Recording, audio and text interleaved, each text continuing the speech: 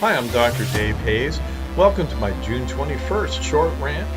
Today I'm going to talk about Suwalki Gap, or Putin's next target. Notice the big question mark here. Okay, what is Suwalki Gap? Well, first of all, you know there's Kaliningrad. You may this is something many people might not be aware of, that Russia has an enclave in Kaliningrad. Now, this used to be part of Prussia, because remember the Baltic coast of Poland used to be Prussia, right? And it was divided up and given to various countries. And part of it went Kaliningrad, which is an area size of Connecticut, centered on what used to be the Prussian port of Königsberg. That went to Russia, right? And it's surrounded by Lithuania and Poland. Now, back in the day, after the Cold War, Lithuania and Poland were part of the Soviet Union, so everything was happy. Well, not so much anymore. So Kaliningrad is this enclave that sits out there on the Baltic with no land connection to Russia. Belarus, which is part of this union state thing they've got, is still an ally of Russia, but there's a gap in between it. Now, Suwalki Gap refers to there's a geographic aspect to it, right? It's a gap. It's a flat spot, and so it refers to that area around the city of Suwalki on the Poland-Lithuanian border. And the question here, though, the concern is that Russia acting and Belarus may push through and attack and try to get a land bridge, much like they have established with Crimea, to Kaliningrad. How credible is this? Well, Putin has made comments after meeting with Alexander Lukashenko, excuse me. After meeting with Lukashenko, he talked about, we could get a Belarus access to the Baltic, right? So he's made references to that, and we used to excuse those things, but now we take Putin comments a little more serious, and we're willing to give credibility to the more fantastic interpretations of them. So also, Lithuania has been restricting Russian rail access to Kaliningrad as they enforce EU sanctions. And so now that is becoming an issue. And, that may bubble up. We have the Russian nationalists, in the world, their echo chamber where they're winning the war and they've been threatened by NATO. We should expect to see more of this. So how worried should we be that Russia is going to invade through Suwalki Gap? Well, let's keep in mind the Russian military, we used to think they were good.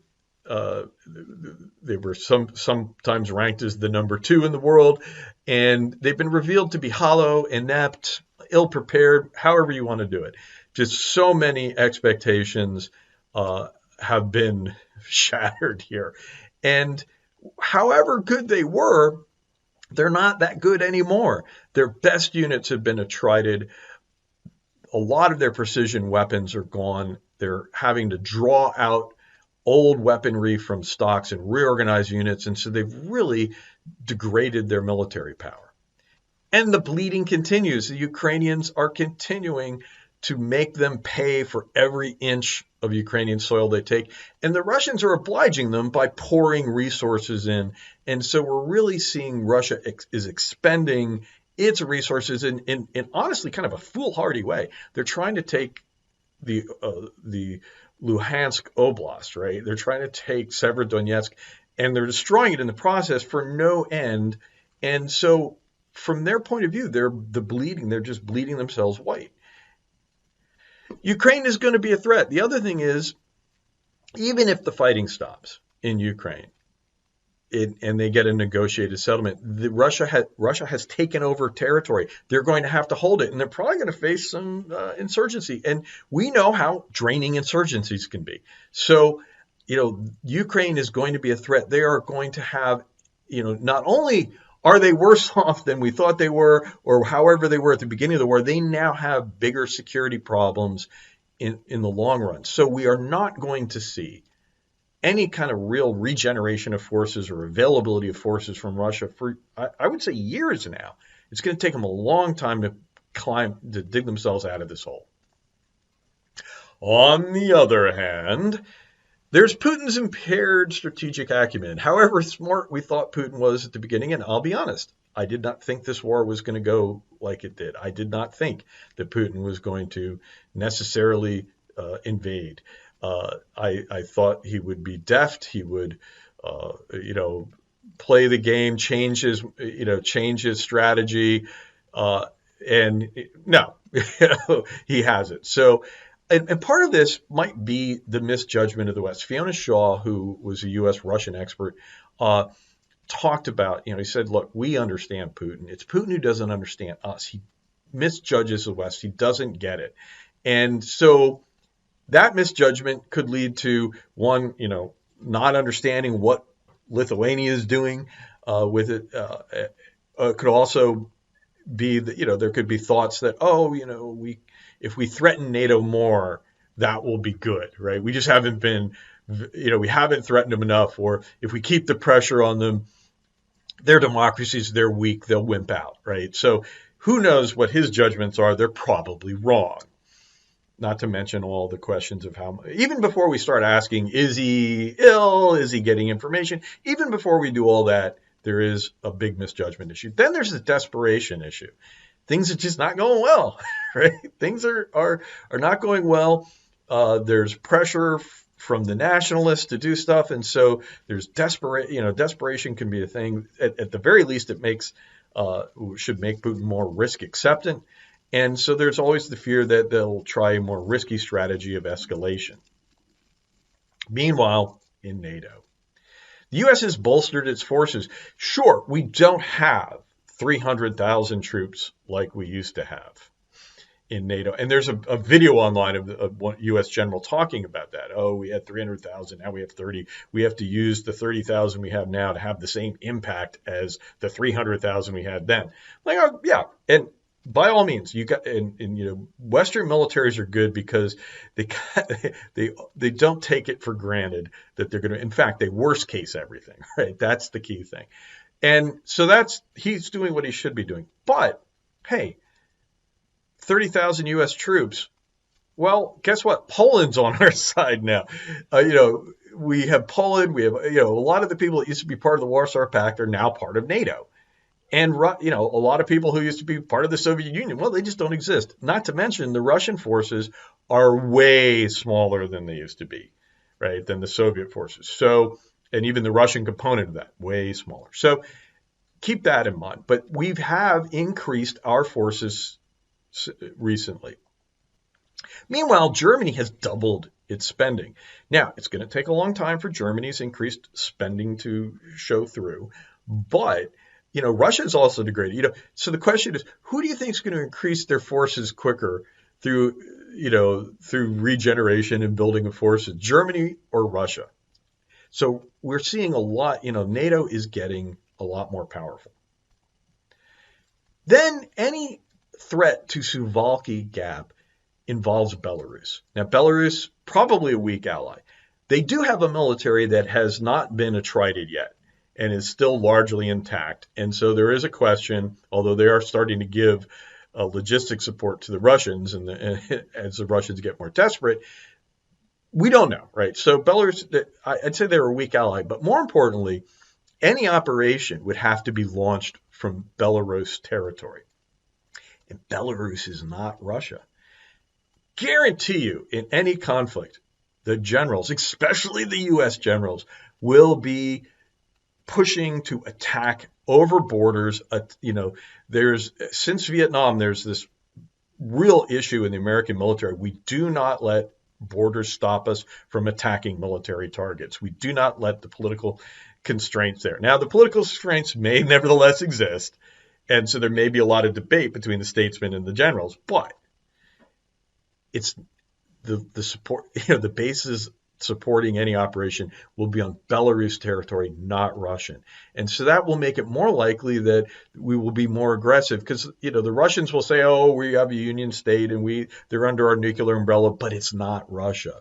So that'll be something that I think is going to complicate things to Russia's disadvantage. Finally, there's just the conventional military balance. And it comes down to, we're seeing Russia use its artillery to pound Ukrainian positions, and that's merciless and all. But the thing is, though, you don't hear a lot about Russian airplanes, right? Where's their Air Force? Where is all that? Because if it was the U.S. would be, think of what we do, the air war in Iraq and all these other things. The U.S. shows up with a lot of air power. And there have been complaints that the U.S. is too dependent on air power. And those complaints might be valid, in Vietnam and in counterinsurgencies like in Iraq and Afghanistan. But in a high-intensity conflict, it's devastating. Think of what the French did against the Libyans. The Libyan government sent an armored force against Benghazi. The French showed up and wiped it out in one day, right? Massed, mechanized forces don't do well when they're attacked from the air. And so the U.S. is going to have this air power advantage the Russians just don't have.